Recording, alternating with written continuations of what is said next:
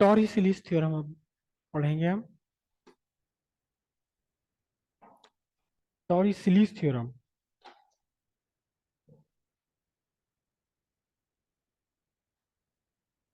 और ये एक्चुअली क्या है, एप्लीकेशन है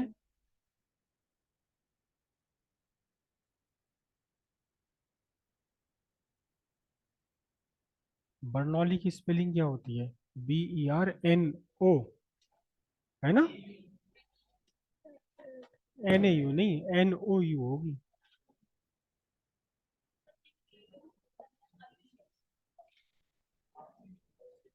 हाँ तो मैंने शायद गलत लिखवा दी थी।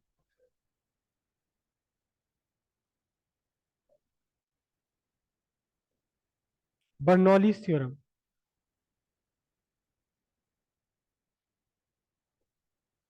बर्नौलीज थ्योरम, और किसके लिए भला? एक नई एक नई टर्म है फॉर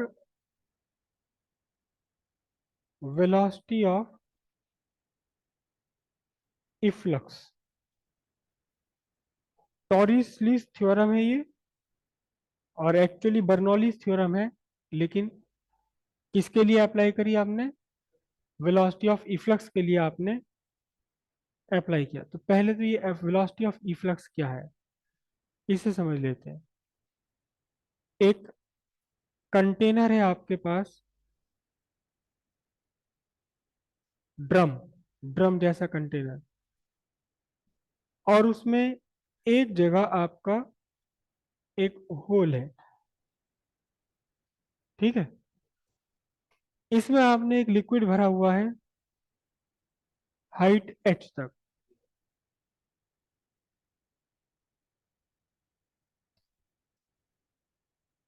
तो फिर इस होल से लिक्विड का बाहर मोशन जरूर होगा, करेक्ट? ये जिस वेलोसिटी से बाहर निकल रहा है लिक्विड यहाँ इस होल से, यही वेलोसिटी आपकी, जो भी ये वेलोसिटी है, इसे हम वेलोसिटी ऑफ इफ्लक्स बोलेंगे, ठीक है? टॉरिसली थ्योरम है ये, लेकिन डेरिवेशन है, किसका डेरिवेशन है? बर्नौलीज थ्योरम का ही एक एप्लीकेशन है। दो चीजें फाइंड करेंगे हम, कितनी वेलोसिटी से बाहर निकल रही है, और यहां से कितना दूर जा करके ये गिर रहा है, range, velocity of efflux and range, दोनों हम फाइंड करेंगे, ठीक है? बर्नौलीज थ्योरम का एप्लीकेशन है, सिंपल सी बात है। दो क्रॉस सेक्शन है आपके पास, एक ये क्रॉस सेक्शन है आपके बड़े वाले कंटेनर का, इसका क्रॉस सेक्शनल एरिया कैपिटल है, और जहां से लिक्विड बाहर इमर्ज हो रहा है, इसका क्रॉस सेक्शनल एरिया स्मॉल है, ठीक है? हम ये मानकर चल रहे हैं कि यहाँ लिक्विड के बाहर निकलने से लिक्विड के लेवल पर डिफरेंस नहीं पड़ रहा। या तो आपने जितना लिक्विड बाहर निकल रहा उतना ही आपने इनफ्लो करके आपने मेंटेन किया हुआ है, लिक्विड का लेवल इनसाइड द ड्रम ये आपका मेंटेन है किसी भी तरह से, ठीक है? और कहाँ तक भरा हुआ है ये हाइट कैपिटल H तक भरा हुआ है।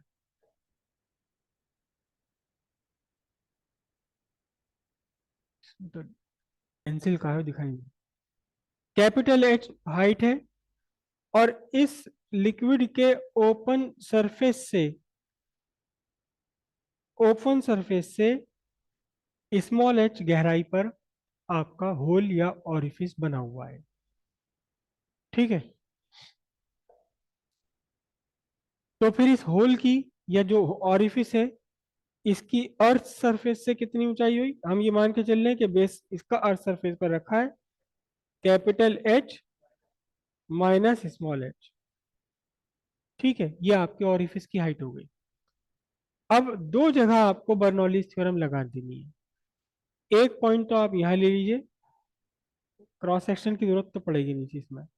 एक यहाँ आपने पॉइंट ले लिया ए, और ये पॉइंट मैं लिख रहा हूँ कहाँ, बी ऑरिफिस का जो पॉइंट है।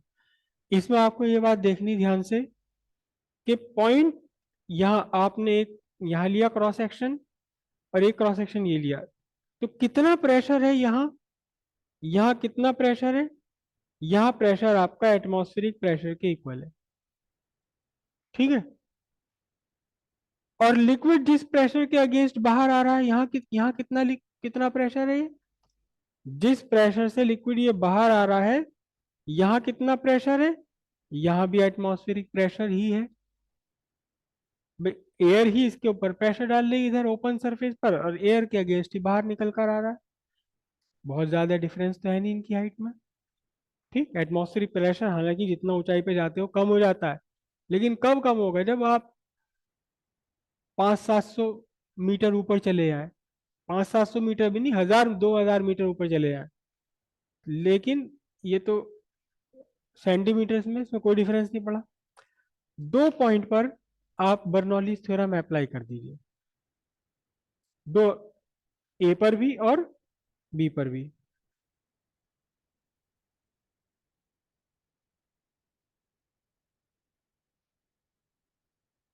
Apply Bernoulli's theorem at A and B, A और बी पर लिखा, दोनों पर एक साथ अप्लाई कर रहे हैं।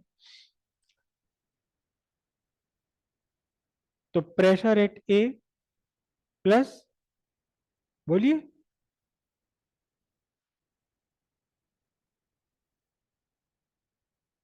अरे बर्नौलीज थ्योरम अप्लाई कर रहे हैं, प्लस प्रेशर एट बी से क्या मतलब है यहाँ? Rho g height of A plus half है रो वी ए स्क्वायर। ये तो तीनों चीज आ गई आपकी कहाँ? ए पॉइंट पर आ गई है। ए पॉइंट पर आपने अप्लाई किया, अब यही सब कुछ कहाँ? बी पॉइंट पर। तो pressure at B plus rho g height of B plus half rho v B square. और बी पॉइंट से जितनी भी वेलोसिटी से लिक्विड निकल रहा है, यही वेलोसिटी ऑफ इफ्लक्स है। तो यहां इसको क्या लिखूं? Pressure at A equals pressure at B, which is equals to what? Atmospheric pressure.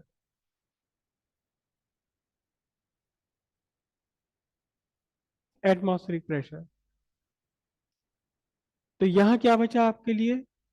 रो जी, ए की हाइट कितनी है? ए की हाइट है capital H plus half rho v A. A पर लिक्विड का मोशन नहीं है बिल्कुल भी, यहां से लिक्विड ना ऊपर जा रहा ना नीचे जा रहा, किसी भी तरह से आपने सरफेस को मेंटेन किया हुआ है, लिक्विड लेवल को मेंटेन किया हुआ है। तो क्या बनेगा बताओ? वेलोसिटी कितनी होगी यहाँ पर?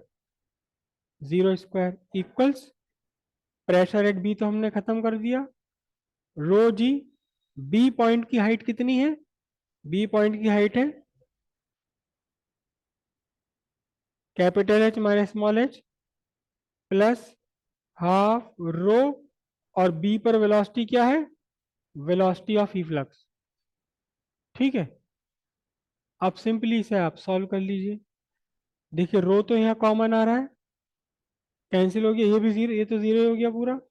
यहाँ क्या बचा आपका? अच्छा जी भी नहीं, जी, जी नहीं है क्योंकि यहाँ जी नहीं आ रहा। तो ये बचा आपका जी एच इक्वल्स, बोलिए, जी एच माइनस एच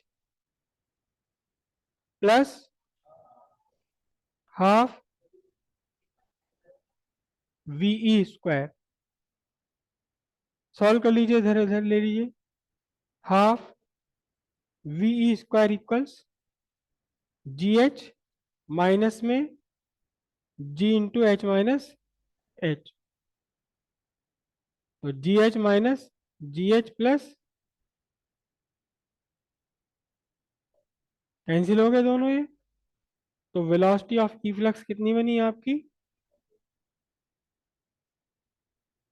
और v e equals square root of 2 GH metre per second.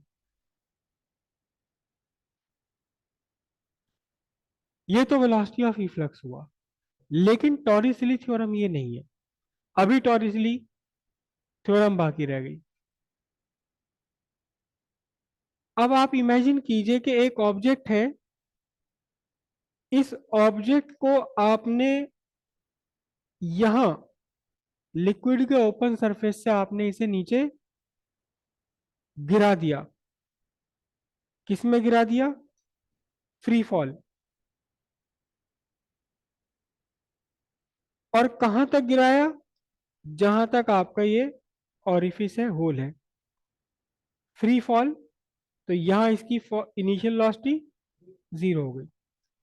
Free fall by height H, small H से गिराया इसे आपने। कहां से कहां तक? फ्री ओपन सरफेस से लेकर होल की डेप्थ तक आपने गिरा दिया। तो क्या बनेगा?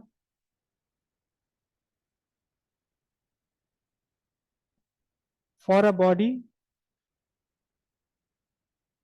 Under free fall by height H, तो याद कीजिए v square equals u square plus 2gh था। 2ah, ए जी है और एच, एस क्या है? हाइट है यहाँ। ये v square, zero square plus 2gh, तो यहां से आपका वी कितना बना? Square root of 2gh। अब पूरी हुई टॉरिसली थ्योरम। क्या? कि किसी ऑरिफिस से velocity of E flux, velocity of E flux उतना ही है जितना कि कोई बॉडी फ्री फॉल में सेम हाइट से गिरकर अटेन कर लेती है। वेलोसिटी ऑफ इफ्लक्स उतनी ही है जितनी वेलोसिटी कोई ऑब्जेक्ट गेन कर लेता है फ्री फॉल से उतनी ही हाइट गिरकर। इन दोनों का कंपैरिजन अब हुआ टॉरिसी थ्योरम। तो टॉरिसली थ्योरम क्या है? टॉरिसी थ्योरम ने कहा कि velocity of efflux is equal to the velocity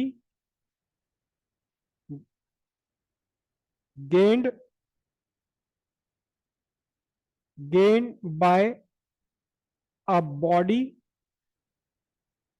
in free fall by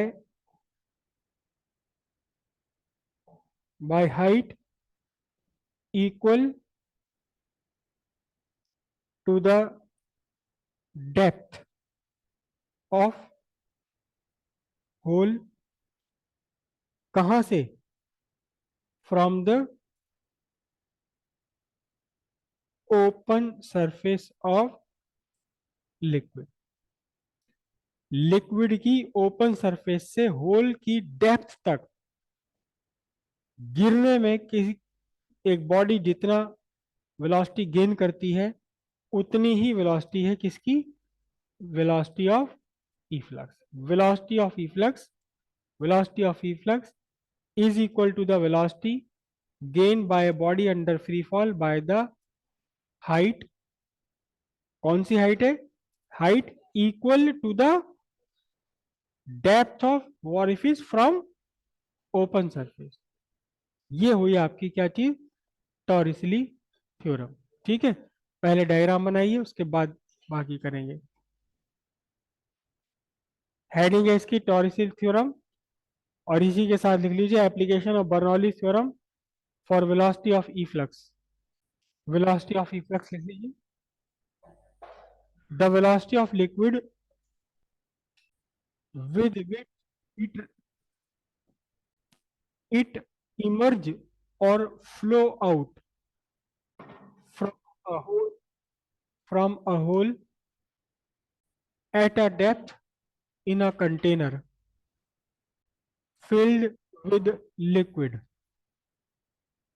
is called velocity of efflux। इसके बाद आप ये सब कीजिए।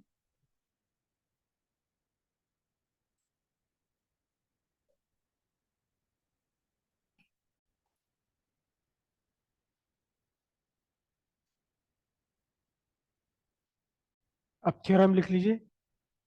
Velocity of efflux, range find करेंगे हम। क्या? Range of efflux, capital R. अब इसके कैसे करना है इसे, यहां देखें। यहां दो मोशन है, बिल्कुल प्रोजेक्टाइल मोशन बन रहा है। लिक्विड आगे भी बढ़ रहा है कांस्टेंट वेलोसिटी वीई से, क्योंकि आगे बढ़ने के लिए इसे ना कोई रोक रहा है ना सपोर्ट कर रहा। और साथ साथ लिक्विड नीचे भी गिर रहा है ग्रेविटेशनल एक्सेलरेशन जी से, लगातार बढ़ती हुई स्पीड से। तो एक तरफ एक्सेलरेशन है वर्टिकली डाउनवर्ड मोशन में, और जो हॉरिजॉन्टल मोशन है इसमें एक्सेलरेशन नहीं है, तो पूरा प्रोजेक्टाइल बन रहा है। तो पहले हम ये देखेंगे कि इसे गिरने में कितना टाइम लगा, फिर हॉरिजॉन्टल मोशन कंसीडर करेंगे और देखेंगे उतने टाइम में इसने कितना आगे बढ़ा। तो हम क्या कह रहे हैं, ये पॉइंट आपका बी है, मैं इस पॉइंट को लिख रहा हूं यहाँ सी। तो बी से सी तक पहले हम कंसीडर कर रहे हैं vertical motion.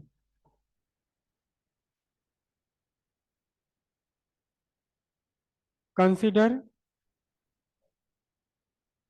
Vertical motion from B to सी। ठीक है। इनिशियल वेलोसिटी जीरो है, एक्सीलरेशन कितना जी के इक्वल है, और हाइट एस कितना है, एच माइनस एच। कितना हाइट इसे गिरना है अभी, capital H minus small H. ठीक है। तो लगा लीजिए हिसाब। एस इजिकल्स टू क्या था,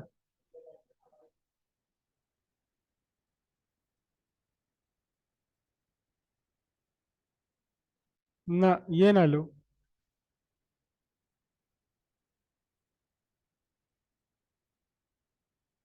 नहीं यहाँ सही है, हाँ। ठीक है, ये formula.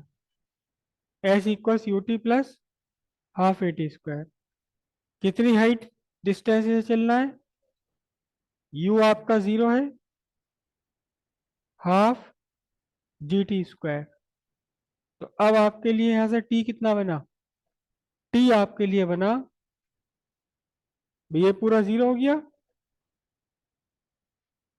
T square equals to h minus h by g. और कितना टाइम लगा इसे गिरने में, square root of h minus h upon g. अब जितने टाइम में ये नीचे गिरा उतने टाइम में ये आगे भी बढ़ा। दोनों के लिए टाइम, दोनों के लिए सेम लिया जाएगा। तो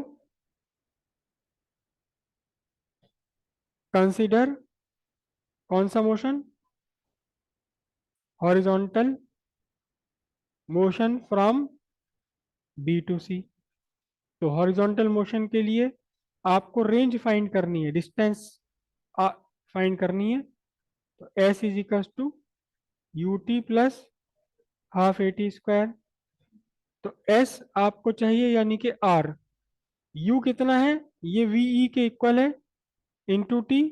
और आगे बढ़ने का हॉरिजॉन्टल एक्सेलरेशन कितना है यहाँ, जीरो। आगे बढ़ने के लिए कोई फोर्स सपोर्ट नहीं कर रही ना कोई फोर्स अपोजिट कर रही इसको। तो R is equal to velocity of efflux कितना है, square root of two g h. और टाइम कितना है, टाइम ये रहा two h minus h by g. सबको एक ही रूट में ले लेते हैं। तो R is equal to two g h into two h minus h by जी।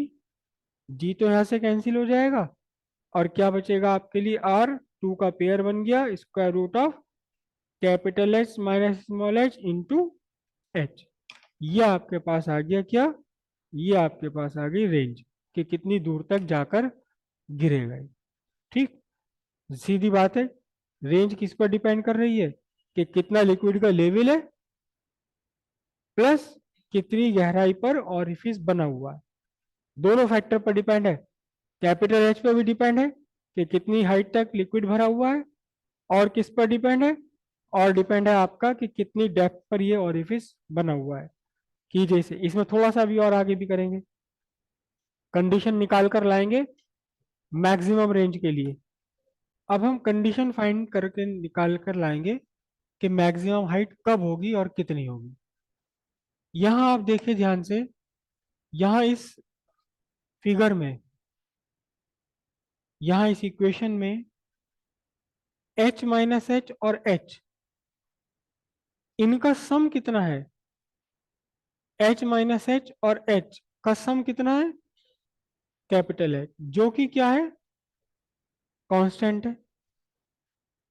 यहां इस फिगर में आप होल यहां ले लें, यहां बना दें, यहां बना दें, कैपिटल एस तो आपने मेंटेन करके रखा हुआ है। ठीक है। अब थोड़ी सी कुछ और करते हैं। देखो, देखो दो दो आपके पास नंबर हैं जिनका सम 10 है। तो यूं तो हजारों लाखों करोड़ों पेयर बन सकते हैं, लेकिन 1+9 भी बन सकता है, 2+8 भी बन सकता है, 3+7 भी बन सकता है, 5+5 भी। और इसके बाद में तो फिर वही रिपीट हो जाएगा, है ना भाई? ये 6+4 हो जाएगा, वो तो वही आ गया पहले, ये रहा 6। मतलब कुछ मेन मेन हमने ये ले लिए कॉम्बिनेशन, कुछ मेन कॉम्बिनेशन ले लिए, सबका सम 10 ही है। लेकिन जरा मल्टीप्लाई तो करके देखना। 1 × 9 9 है, 2 × 8 कितना है?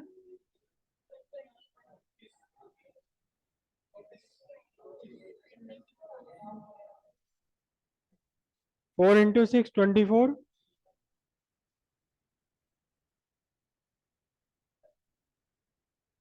ये है मतलब ऐसी दो नंबर्स जिनका सम एक कांस्टेंट है, इनका प्रोडक्ट मैक्सिमम कब होगा? जब दोनों आपस में इक्वल हो गए। भाई दो नंबर है आपके पास, आपको नहीं पता कौन कौन से नंबर है, आपको ये पता है कि इन दोनों का सम फिक्स है। तो अगर छोटे बड़े हैं ये दोनों आपस में, एक छोटा दूसरा बड़ा है, तो इनके प्रोडक्ट कम होगा। लेकिन जहां ये दोनों इक्वल हो गए, यानी टोटल का आधा आधा हो गया, तब इनका प्रोडक्ट मैक्सिमम होगा। ठीक है। तो अब हम फाइंड करेंगे क्या कि आर मैक्सिमम कब है, फिर फाइंड करेंगे कि आर मैक्सिमम कितना है। ठीक है। For R to be maximum क्या होना चाहिए? h minus H into H, ये होना चाहिए आपका मैक्सिमम। ये मैक्सिमम होगा तभी तो आर मैक्सिमम होगा, टू तो फिक्स है। ठीक।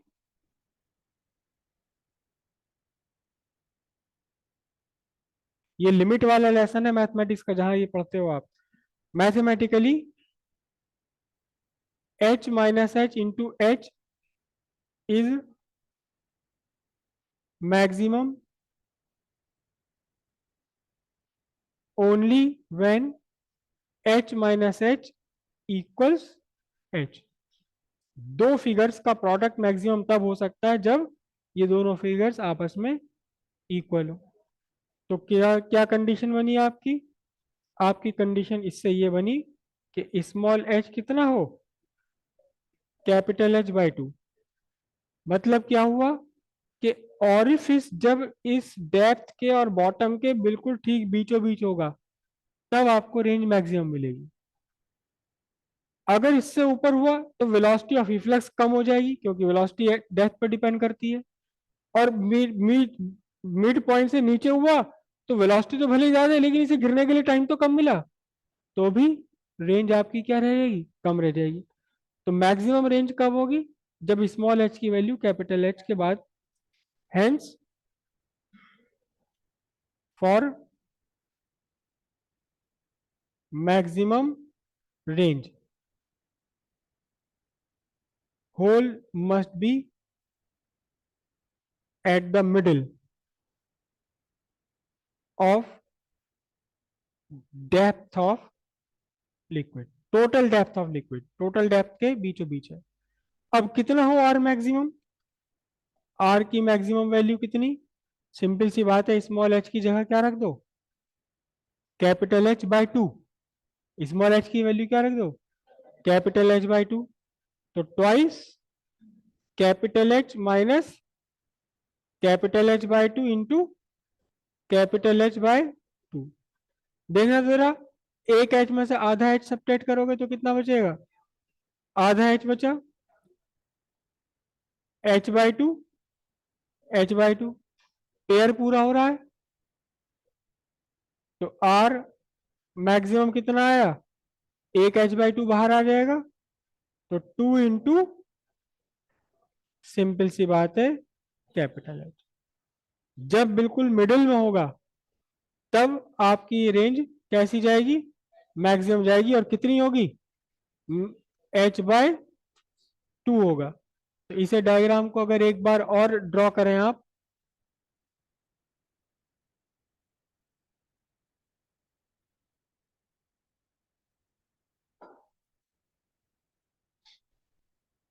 यहां से ड्रॉ करता हूं मैं, यहां तक ड्रॉ किया। जब बिल्कुल सेंटर में मिडिल में है,